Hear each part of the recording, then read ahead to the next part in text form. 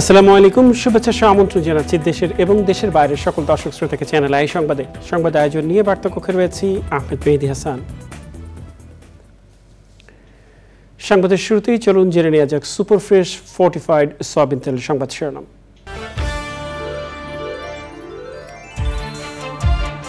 কোটা পুনর্বহাল নিয়ে হাইকোর্টের রায় আপিল বিভাগে বাতিল, মেধার ভিত্তিতে নিয়োগকে 93%, মুক্তিযোদ্ধা 5 আর অন্যান্য 2%। সর্বোচ্চ আদালতের রায় দ্রুত বাস্তবায়নের আশা প্রকাশ করেছেন সরকারের মন্ত্রীরা, মঙ্গলবার পরিপত্র জারি হতে পারে বলেছেন আইনমন্ত্রী। দেশ জুড়ে কারফিউয়ে সতর্ক অবস্থায় আইন শৃঙ্খলা বাহিনী, আন্দোলনকে ব্যবহার করে সহিংসতা চালাচ্ছে জামাত শিবির বলেছেন আইজিপি। মেট্রো রেলের ক্ষয়ক্ষতি নিরূপণে 8 সদস্যের কমিটি গঠন করেছে ডিএমটিসিএল, হামলাকারীদের খুঁজে বের করে দৃষ্টান্তমূলক শাস্তি দাবি। এবং ইন্টারনেট না থাকায় সংযোগ বিচ্ছিন্ন বিদ্যুৎ গ্যাসের অনেক প্রিপেড গ্রাহক, শীঘ্রই সমস্যা সমাধানে কাজ করছে বিদ্যুৎ বিভাগ।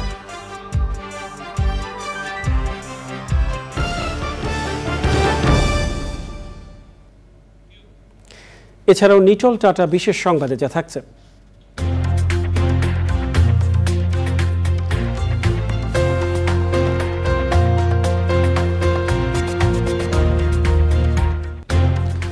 ডাবের পানি বাজারজাত করতে ব্রাজিলের উদ্যোগের খবর।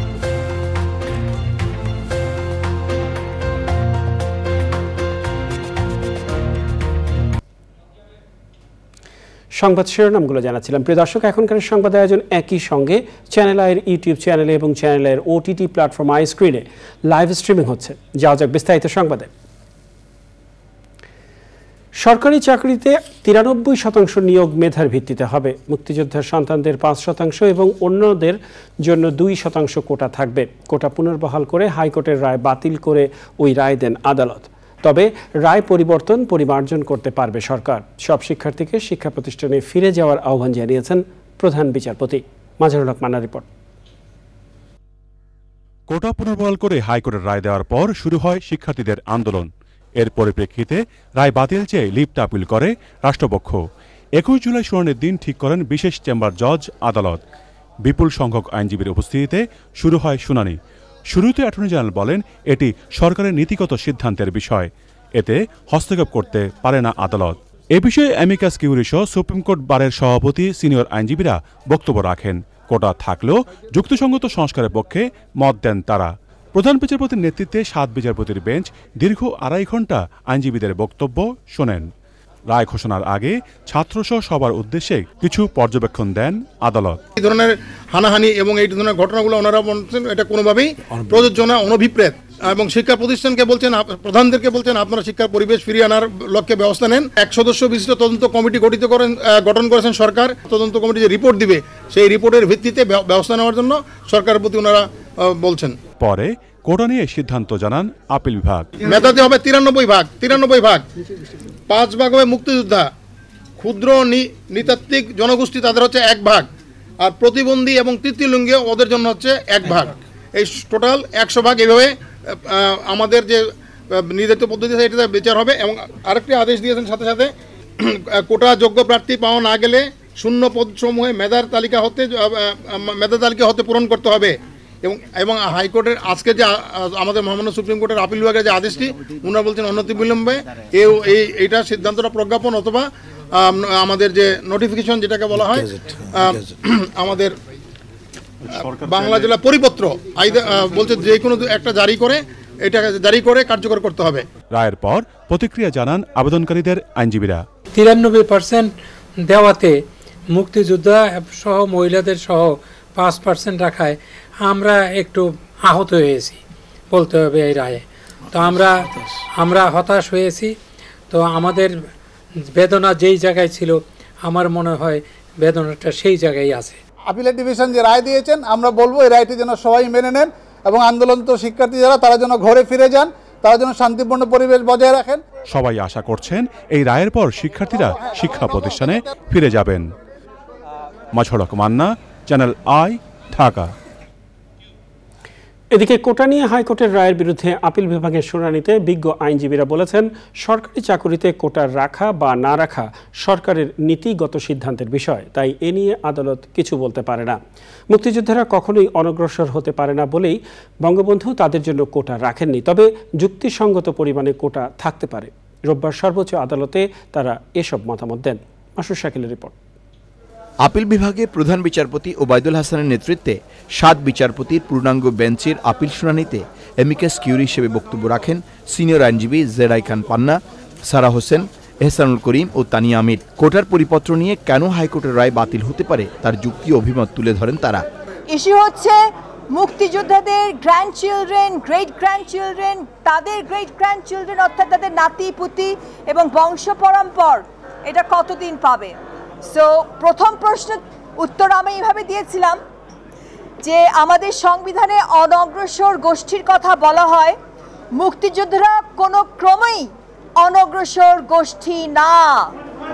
মুক্তিযোদ্ধারা হচ্ছে আমাদের গর্ব, তারা অগ্রগামী সৈনিক এবং তারা সমাজের কখনোই অনগ্রসর গোষ্ঠী হতে পারে না এবং তারা না। যার কারণে যারা সংবিধান প্রণয়ন করেছিলেন তারা এটা জানতেন। হাইকোর্টে যারা এসছিলেন তারা মুক্তিযুদ্ধের সন্তান, প্রথমে নাম ছিল, তারপরে মুক্তিযুদ্ধের সন্তান ও প্রজন্ম লেখা হয়েছে এবং তারা এসছে রিপ্রেজেন্টেটিভ ক্যাপাসিটিতে। আমার জানা মতে বাংলাদেশে রিপ্রেজেন্টেটিভ ক্যাপাসিটিতে কোনো রিট পিটিশন বা কোনো মামলা চলে না। যেটা বলার চেষ্টা করেছিলাম সেটা হচ্ছে যে সমস্ত শিক্ষা ব্যবস্থা, চাকরি, ছাত্রদের যে ভর্তি হওয়ার যে সুযোগ, সেটা মেরিটোক্রেসির উপর বাঞ্ছনীয়, মেরিটোক্রেসির উপর ভিত্তি হয়ে এটা বাঞ্ছনীয়। কোটা সিস্টেম এমনভাবে না করা হয় যাতে করে মেরিটোক্রেসির উপর কোনো রকম আঘাত পড়ে। সেখানে ইন্ডিয়ান কতগুলি ডিসিশনে আমরা সাবমিট করেছিলাম যেখানে যে বিটুইন কোটা সিস্টেম এবং মেরিটোক্রেসি, সেখানে মেরিটোক্রেসিকে যেন আঘাত না করা হয়, মেরিটোক্রেসির উপর কোনো ডেট্রিমেন্টাল কোনো প্রভাব না পড়ে সেই ব্যাপারে সজাগ থাকা। অর্থাৎ সবচেয়ে বড় বিষয়টা হচ্ছে মেধার উপর গুরুত্ব আরোপ করা। শুনানির সময় আদালতে 3 ধরনের ঠাঁই ছিল না। দেশি বিদেশি সাংবাদিকদের পাশাপাশি অনেক সিনিয়র আইনজীবী আদালতে উপস্থিত ছিলেন। এমিকাস কিউরিদের পাশাপাশি বক্তব্য রাখেন সুপ্রিম কোর্ট বার অ্যাসোসিয়েশনের নেতারাও। এ রায়টা মেনটেনেবল না। কি কারণ? নাতি পুতিদেরকে অনেকে হয়তো জন্ম নেয় এখনো, তো আনবর্ন চাইল্ড, যে অনাগত বাচ্চাদের জন্য আনবর্ন, তার রাইট কোনো রাইট সৃষ্টি হতে পারে না। 1, 2 লিসে রাষ্ট্রের পলিসি ম্যাটার, স্টেটের এক্সিকিউটিভ নির্বাহী বিভাগের policy matter according to the constitution. নির্বাহী বিভাগে আদালত হস্তক্ষেপ করতে পারে না। আমি মনে করি এই সরকারের প্রশাসনও যারা বয়স্ক যারা আছেন তারাই এই তরুণদের যে সেন্টিমেন্ট এইটা বুঝতে পুরোপুরি ব্যর্থ হয়েছেন। তারা তাদেরকে একদম লাইটলি নিছেন, তারা ভাবছেন যে এরা একটা লাইটলি একটা বিষয়, এবং এইটার ব্যর্থতা আমি মনে করি এই প্রশাসনের আছে। রোববার সকাল থেকে পুরো সুপ্রিম কোর্ট এলাকায় 4 স্তরের নিরাপত্তা ছিল। কারফিউর মধ্যেও ছিল বিশেষ সতর্কতা। Masrur Shakil, channel I, Dhaka. অন্যদিকে কোটা নিয়ে উচ্চ আদালতের রায়ের পর এ রায় নিয়ে প্রতিক্রিয়া জানিয়েছেন বৈষম্য বিরোধী ছাত্র আন্দোলনের সমন্বয়ক সার্জিস আলম। টেলিফোনে কথা বলেছেন নীলাদ্রি শেখর। মহামান্য হাইকোর্টের আজকের এই রায় আসলে আমাদের কোনো প্রতিক্রিয়া নেই, কারণ মহামান্য হাইকোর্ট যে রায়টি দিয়েছেন এটি সরকারি চাকুরিতে প্রথম এবং দ্বিতীয় শ্রেণীর উপরে ভিত্তি করে। আমরা সরকারি চাকুরিতে সকল গ্রেডে কোটার সংস্কার চাই। দ্বিতীয় যেটি, সেটি হচ্ছে মহামান্য হাইকোর্ট নিজে বলেছেন এটি সরকারি নীতিগত সিদ্ধান্ত এবং সরকার চাইলে এই পার্সেন্টেজটি বাড়াতে এবং কমাতে পারেন। অর্থাৎ সকল গ্রেডে কোটার সংস্কার হবে কিনা এবং সেটি কত পার্সেন্ট হবে সেটি সরকারই ফাইনালি নির্ধারণ করে প্রজ্ঞাপন জারি করবে। তাহলে আলটিমেটলি আমাদের প্রতিক্রিয়াটা আমরা জানাবো সরকারের সেই প্রজ্ঞাপনটি যায়। আমাদের অসংখ্য ভাইকে আসলে হত্যা করা হয়েছে, বাংলাদেশের বিভিন্ন বিশ্ববিদ্যালয় থেকে শুরু করে রাজপথে আমাদের অসংখ্য ভাই বোনকে হেনস্থা করা হয়েছে, অত্যাচার হয়েছে, নির্যাতন করা হয়েছে। এই বিষয়গুলোর উপযুক্ত বিচার না হওয়া পর্যন্ত এবং দৃশ্যমান একটি শাস্তি না হওয়া পর্যন্ত আমরা কখনো রাজপথ ছাড়তে পারি না। তাহলে সরকার যে সিদ্ধান্ত নিবে পরবর্তীতে এই রায়ের আলোকে, সেটার জন্য আপনারা অপেক্ষা করছেন? জি, যে 8টি দাবি জানিয়েছেন সে 8টি দাবির পূর্ণ বাস্তবায়ন আপনারা চাচ্ছেন, তাই তো? অবশ্যই পূর্ণ বাস্তবায়ন আমরা চাচ্ছি।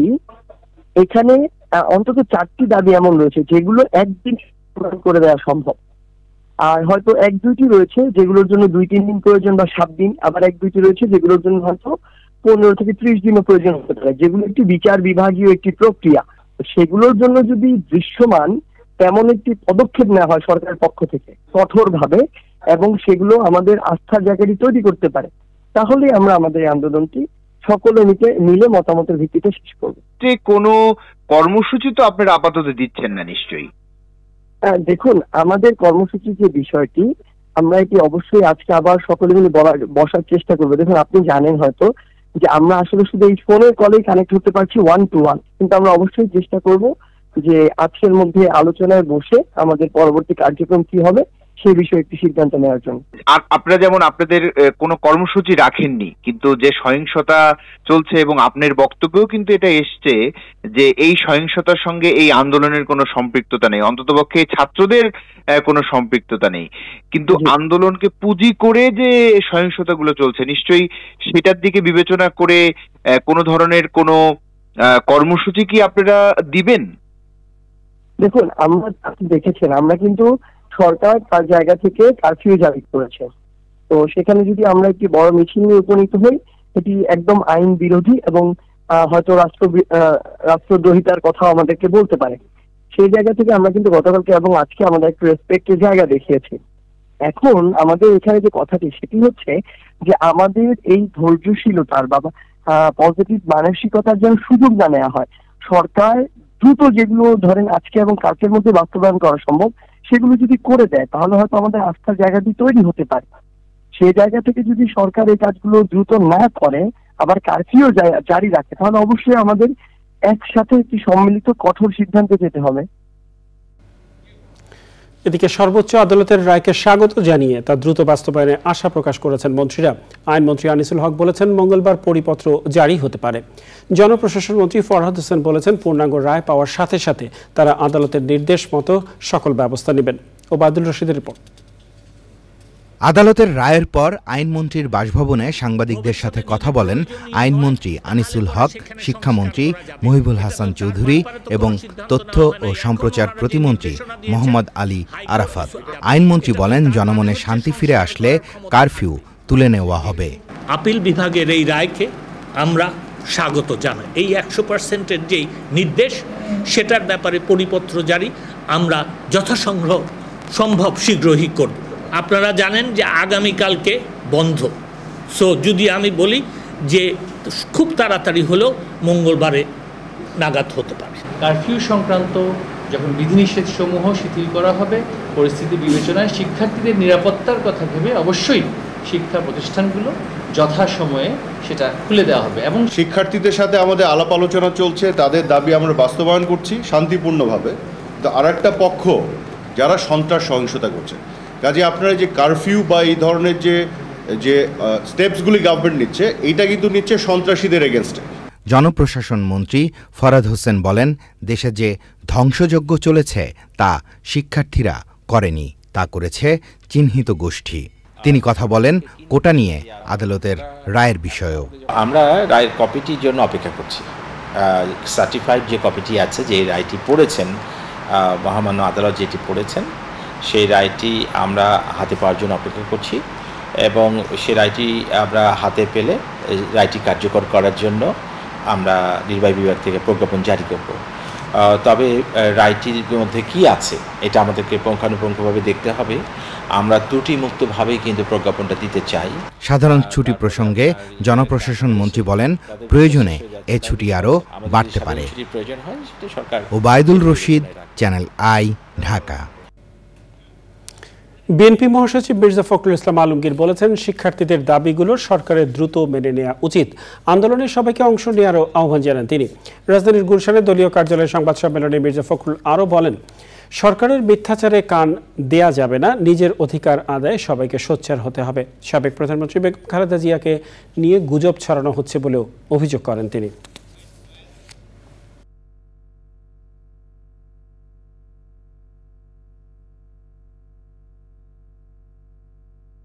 যে দাবি উঠেছে তা মেনে নিয়ে অবিলম্বে পদত্যাগ করে দেশবাসীকে স্বস্তি দিন এবং নিরপেক্ষ নির্বাচনের মাধ্যমে জনগণের সরকার প্রতিষ্ঠা করুন। এই ন্যায্য আন্দোলনে ছাত্রদের পাশে জাতীয় ঐক্য ভিত্তিতে লাগাতারভাবে থাকার জন্য দেশবাসীকে আহ্বান জানাচ্ছি। গুজব ছড়ানো হচ্ছে, তার সম্পর্কে বিভিন্ন রকম কথা বলে বিভ্রান্ত করার জন্য, দলীয় নেতাকর্মীদেরকে বিভ্রান্ত করার জন্য গুজব ছড়ানো হচ্ছে। ম্যাডাম আলহামদুলিল্লাহ তিনি এবারকার হসপিটালে আছেন, চিকিৎসাধীন আছেন, এখন আইসিইউতে আছেন, কিন্তু ভালো আছেন। সেনাবাহিনী সহ অন্যান্য আইন শৃঙ্খলা বাহিনীর কড়া অবস্থানে রাজধানী সহ সারা দেশে চলছে দ্বিতীয় দিনের কারফিউ। সড়কগুলোতে সাধারণ মানুষের চলাচল করছে খুবই কম, যানবাহনও চলছে সীমিত। বিকেলে 2 ঘন্টা কারফিউ শিথিল থাকার পর আবারও বেড়ে যায় আইন শৃঙ্খলার বাহিনীর নজরদারি। আয়ের পথ বন্ধ থাকায় বিপাকে স্বল্প আয়ের মানুষ, জানাচ্ছেন লায়লা নসীন। কোটা সংস্কার আন্দোলন নিয়ে রক্তক্ষয়ী সংঘর্ষের কারণে পরিস্থিতি স্বাভাবিক রাখতে সারা দেশে চলছে অনির্দিষ্টকালের কারফিউ, পাশাপাশি রবি ও সোমবার সাধারণ ছুটি। এমন অবস্থায় রাজধানীর বিভিন্ন এলাকার রাস্তাঘাট ফাঁকা ও থমথমে। নিরাপত্তার চাদরে ঢেকে দেওয়া রাজধানীর প্রধান সড়কগুলোতে সকাল থেকেই মানুষের চলাচল ছিল খুবই কম। জরুরি প্রয়োজনে যারা বের হয়েছেন তাদের সেনা তল্লাশির মুখোমুখি হতে হয়েছে। ছিল বিজিবি, র্যাব ও পুলিশের কড়া নজরদারি।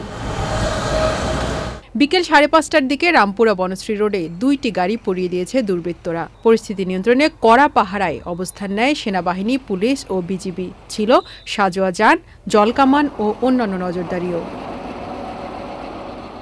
গুরুত্বপূর্ণ স্থাপনা, রেল লাইন এলাকার অলিগলি ও সংঘাতপ্রবণ এলাকাগুলোতে তৈরি করা হয়েছে বিশেষ নিরাপত্তা বলয়। টহল দিচ্ছে হেলিকপ্টারও। চিরচেনা ঢাকা বিশ্ববিদ্যালয় এলাকা ছিল নীরব ও থমথমে। এই এলাকার নিরাপত্তায় ছিল পুলিশ ও আনসার বাহিনী। বিকাল 5টার পর গুরুত্বপূর্ণ পয়েন্টগুলোতে আবারও অবস্থান নেয় সেনাবাহিনী। যানবাহন কম থাকায় রাস্তায় বেরিয়ে বিপাকে পড়েছেন অনেকে। আয়ের পথ বন্ধ থাকায় দুশ্চিন্তায় নিম্ন আয়ের মানুষ। আমার 2টা ছেলে 2টা মেয়ে, আমরা এই যে অনেক কষ্ট আজকে অনেক দিন ধরে, এভাবে কি আমাদের সংসার চলে? সরকার কি চালাইবে আমাদের সংসার? আমরা চাই এই দেশের একটা শান্তি, গাড়িগুলো চলুক, আমাদেরও ছেলে পেলে বাঁচুক, আমরা সংসার চালাই। আমাদের কাজ কাম নেই, ঠিক আছে, আবার বাসায়ও যাইতে পারি না, গাড়িগুলো চলে না। সংঘর্ষের পর রাস্তায় পড়ে থাকা ইট, গুলির খোসা সরাতে ব্যস্ত ছিল সিটি কর্পোরেশনের পরিচ্ছন্নতা কর্মীরা। Laila Nowshin, channel I, Dhaka. রাজধানীর মহাখালী থেকে উত্তরায় আব্দুল্লাপুর পর্যন্ত রোববার তেমন কোনো অপ্রীতিকর ঘটনা ঘটেনি। যাত্রীবাহী কোনো বাস চলেনি। ব্যক্তিগত গাড়ি, সিএনজি চালিত অটোরিকশা চললেও সংখ্যায় ছিল কম। জরুরি প্রয়োজন ছাড়া তেমন কেউ বের হননি। ছিল সেনাবাহিনী সহ আইন শৃঙ্খলা রক্ষাকারী বাহিনীর ব্যাপক উপস্থিতি। বিভিন্ন এলাকা ঘুরে জানাচ্ছেন মোস্তফা মল্লিক।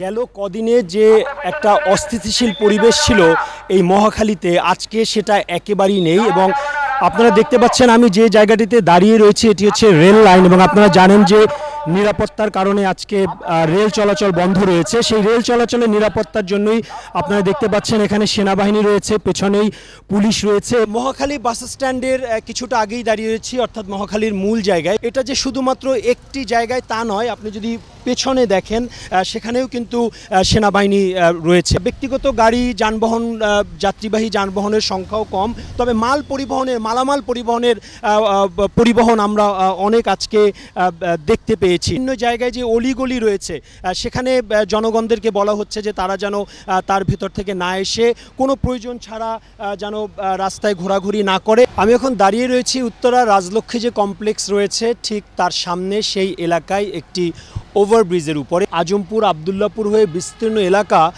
আসলে গেল কয়েকদিন একেবারেই রণক্ষেত্রে পরিণত হয়েছিল। তবে সেনাবাহিনী নামার পরে সেই পরিস্থিতি শান্ত হয়ে যায়। আজও আমরা দেখেছি মহাখালী থেকে শুরু করে আব্দুল্লাপুর পর্যন্ত কোনো ধরনের সহিংসতার খবর এখন পর্যন্ত আমরা পাইনি। এক কথায় যদি বলি নগরের চিত্র, তাহলে হচ্ছে একেবারেই চুপচাপ, কোলাহলপূর্ণ নয়, একেবারেই শান্ত অবস্থায় আছে এবং বিভিন্ন জায়গায় তল্লাশি চলছে। উত্তরা আজমপুর যে বাস স্ট্যান্ড তার একটু দূরেই দাঁড়িয়ে রয়েছে এরকম অসংখ্য পোড়া গাড়ি এবং আশেপাশের যত বহুতল ভবন রয়েছে সবই আসলে একেবারে প্রায় যেন ধ্বংসস্তূপে পরিণত হয়েছে। দুদিকেই অর্থাৎ এপার ওপার দুই দিকেই কিন্তু সেনাবাহিনীর কড়া তল্লাশি। আর এদিকে সিটি কর্পোরেশনের মানুষজনদেরকে দেখতে পেয়েছেন, অর্থাৎ গেল কদিনে যে ধ্বংসস্তূপে পরিণত হয়েছিল নগরী এবং রাস্তা একেবারেই চলাচল অনুপযোগী এবং রাস্তায় যত প্রতিবন্ধকতা তৈরি করা হয়েছে সিটি কর্পোরেশনের কর্মীরা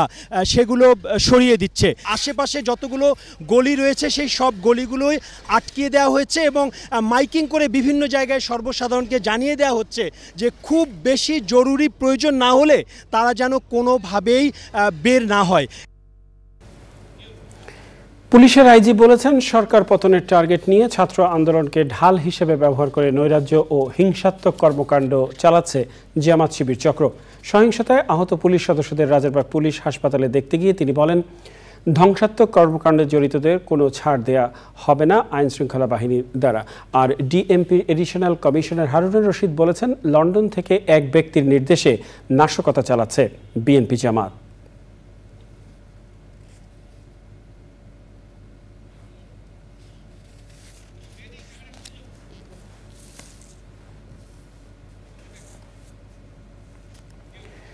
প্রধানমন্ত্রী শেখ হাসিনা আজ নিরাপত্তা উপদেষ্টা, 3 বাহিনীর প্রধান, মন্ত্রিপরিষদ সচিব ও সশস্ত্র বাহিনী বিভাগের প্রিন্সিপাল স্টাফ অফিসারের সাথে বৈঠক করেছেন। বৈঠকে দেশের সার্বিক পরিস্থিতির ব্যাপারে দিক নির্দেশনা দিয়েছেন প্রধানমন্ত্রী।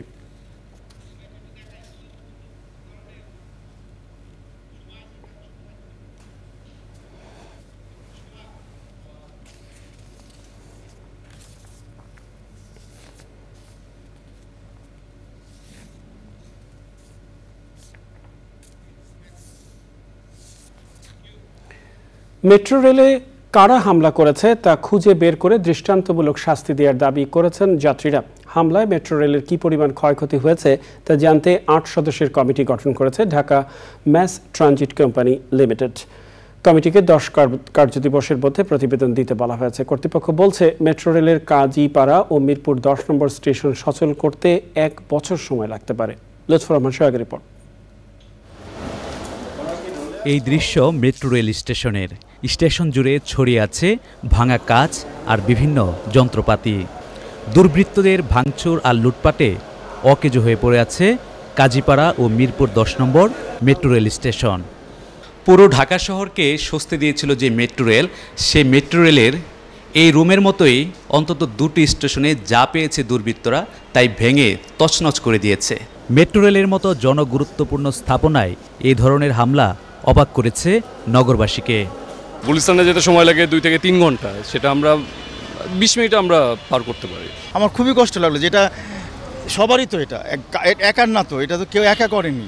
এটা আগুন দেয় কি করে? এই এত সুন্দর একটা জিনিস, এটা আমাদের একটা বড় একটা ক্ষতি। এই ক্ষতি কবে টাকা তো পূরণ হবে জানি না। মেট্রো রেলের সেবা দ্রুত চালু করতে উদ্যোগ নিতে সরকারের প্রতি আহ্বান জানিয়েছেন যাত্রীরা।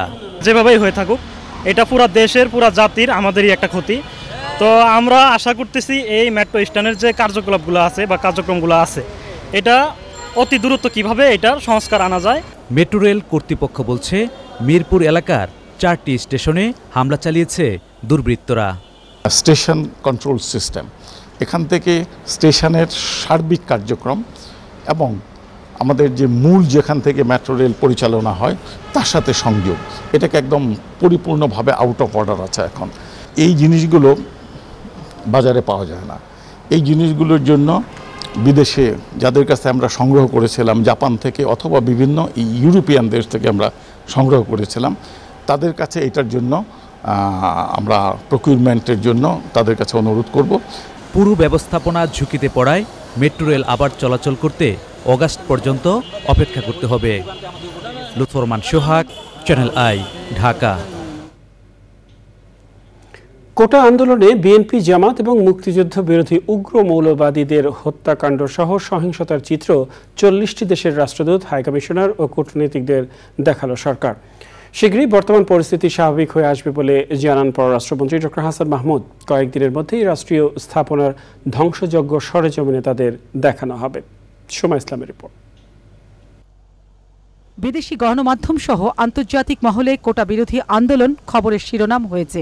এই আন্দোলন কতটা সাধারণ শিক্ষার্থীদের আর কতটা বিএনপি জামাত সহ দেশবিরোধী অপশক্তির ষড়যন্ত্র সেটাই দেখানো ও জানানো হলো বাংলাদেশে অবস্থিত রাষ্ট্রদূত, হাইকমিশনার ও কূটনীতিকদের। রাষ্ট্রীয় অতিথি ভবন যমুনায় 1 ঘণ্টা ধরে চলা বৈঠকে দেখানো হয় ঢাকা সহ সারা দেশে চলা হত্যাকাণ্ড আর সহিংসতার চিত্র। 2013 এবং 2014 সালে একই কায়দায় বিএনপি জামাত সহিংসতা করেছিল বলে জানান পররাষ্ট্রমন্ত্রী। The Supreme Court at the plea of the Attorney General held a hearing this morning instead of its previous schedule on 7th August. Unfortunately, nothing proved enough to stop the spread of violence since the anti-liberation, anti-state and religious extremist elements, including Shibir, led by BNP Jamaat, took over the movement from the innocent, unsuspecting students and restored to their old tactic of killing, arson and vandalism. বিদেশি দূতাবাস ও high commission সহ সব স্থানে নিরাপত্তা জোরদার আছে বলে জানান পররাষ্ট্রমন্ত্রী। সোমা ইসলাম, চ্যানেল আই, ঢাকা। বিদ্যুতের প্রিপেইড মিটার রিচার্জ করতে না পারায় ভোগান্তিতে পড়েছেন ডেসকো ও নেসকোর প্রিপেইড গ্রাহকরা। সার্ভার ডাউন থাকায় অটো লোন রিচার্জ করতে লাগছে দীর্ঘ সময়। গ্যাসের প্রিপেইড কার্ড রিচার্জেও সমস্যা হচ্ছে। বিদ্যুৎ প্রতিমন্ত্রী নসরুল হামিদ বলেছেন, সমস্যার সমাধানে কাজ করছে বিদ্যুৎ বিভাগ। রিয়াজ ইসলামের রিপোর্ট। সাম্প্রতিক সহিংসতায় মহাখালী ডেটা সেন্টারে আগুনের ঘটনায় সারা দেশে ইন্টারনেট পরিষেবা বন্ধ রয়েছে। রিচার্জ করা যাচ্ছে না বিদ্যুতের প্রিপেড কার্ড। সংযোগ বিচ্ছিন্ন হয়ে ভোগান্তিতে পড়েছে অনেক মানুষ। প্রিপেড মিটার অটোলোন রিচার্জ করতে ডেসকো এবং নেসকোর বিক্রয় ও বিপণন বিভাগে যান গ্রাহকরা। সেখানে সার্ভার ডাউন থাকায় ভোগান্তি বাড়ে কয়েক গুণ। যোগাযোগ করলাম একজন ডেসকো কর্মকর্তার সঙ্গে, উনি আমাকে বলল যে এই সরকারের এই পরিস্থিতিতে আপনাদের মিটার বন্ধ হবে না, কিন্তু সেটা তো আজকে 10টার সময় দেখা গেল যে অফ হয়ে গেছে পুরো মিটার। আমরা রিচার্জ করার পূর্ব পর্যন্ত যেন আমাদের মিটারটা সচল থাকে, এইটাই আমার শেষ কথা। ভিতরে 2টা মেশিন, একবার শুনতেছি মেশিন অফ, একবার মেশিনে প্রবলেম, খাওয়ার প্রবলেম। সো এইটা আসলে একেবারেই মানে খুব ডিজাস্টার একটা অবস্থা। আমি জানি না, ভিতরে আমি ঢুকি না, সো আমি কিছুই জানি না এখানে কি হইতেছে। সো এখানে এসে যে 3-4 ঘন্টা ধরে দাঁড়ায় থাকা আমার কাছে এটা মোটেও ভালো লাগে না। ডেসকোর বিপণন বিভাগ পরিদর্শনে গিয়ে বিদ্যুৎ প্রতিমন্ত্রী বলেন, ইন্টারনেট চালু না হওয়া পর্যন্ত সমস্যার সমাধান হবে না। এই যে সারা বাংলাদেশে যে প্রায় 6 থেকে 7 কোটি মানুষের এখন একটা দুর্দশার মধ্যে পড়ে গেছে, তারা বিদ্যুতের কানেকশনটা পাচ্ছে না। এটার জন্য দায়ী হলো এই বিএনপি এবং জামাতের এই সন্ত্রাসীরা। তারা আগুন দেওয়াতে এবং কেবল লাইন কেটে ফেলাতে, এবং চিটাং থেকে যে কেবল আসছে সেটাও তারা কেটে ফেলছে। তাদের কারণে আজকে সারা বাংলাদেশের মানুষ ভুক্তভোগী। আমরা এখন ধীরে ধীরে ম্যানুয়াল মেশিনের চেষ্টা করছি এই সমাধান করা যায় কিনা, কিন্তু এটা দীর্ঘ সময়ের ব্যাপার। আমি একটু ধৈর্য ধরতে বলবো বিদ্যুৎ গ্রাহকদের। এটা একটু সময় সাপেক্ষের ব্যাপার। সারা বাংলাদেশে এটা সমস্যা দেখা গেছে, ঢাকা শহর না। অটোলোন দেওয়ার ব্যবস্থা করে ভোগান্তি কমানোর আহ্বান জানিয়েছে সাধারণ মানুষ। রিয়াজ ইসলাম, চ্যানেল আই, ঢাকা। প্রিয় দর্শক, সময় হলো কিছুক্ষণের বিরতি নেবার, আর বিরতির পরে আরো যা থাকছে। কারিগরি ত্রুটিতে বিশ্বজুড়ে প্রায় 85 লাখ কম্পিউটার বিকল, প্রায় 9,500 ফ্লাইট বাতিলে ভোগান্তিতে বিশ্বজুড়ে অসংখ্য যাত্রী। বিরতির পরে আবারও ফিরে এলাম চ্যানেল আই সংবাদে। কারিগরি ত্রুটির কারণে বিশ্বজুড়ে প্রায় 85 লাখ কম্পিউটার বিকল হয়ে পড়েছে। উইন্ডোজ ডিভাইসের ত্রুটির বিষয়টি নিশ্চিত করেছে মাইক্রোসফট। এ কারণে বিশ্বের বহু দেশে সেবা খাত সহ বিভিন্ন খাতে সমস্যা দেখা দিয়েছে।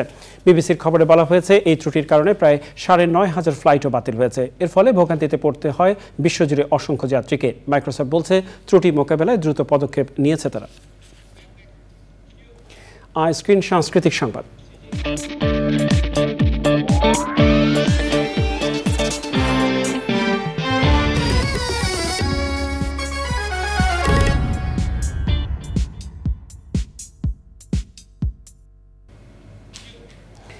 বিনোদনের স্মার্ট দুনিয়া ওটিটি প্ল্যাটফর্ম আইস্ক্রিন। এই প্ল্যাটফর্মে প্রদর্শিত হচ্ছে ক্লাসিক সব নাটক, সিরিজ, সিনেমা।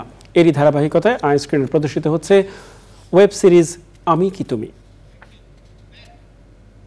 নিটল টাটা বিশেষ সংবাদ।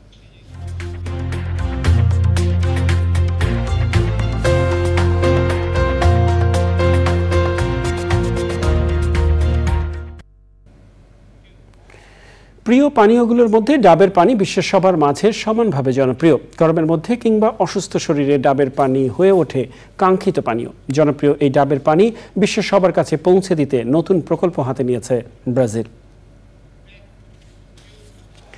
জানাবো কৃষি সংবাদ।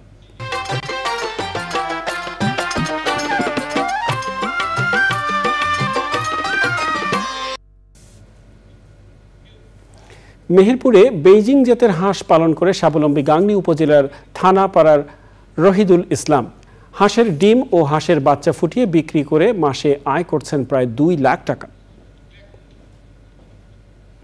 দেখবেন প্রকৃতি সংবাদ।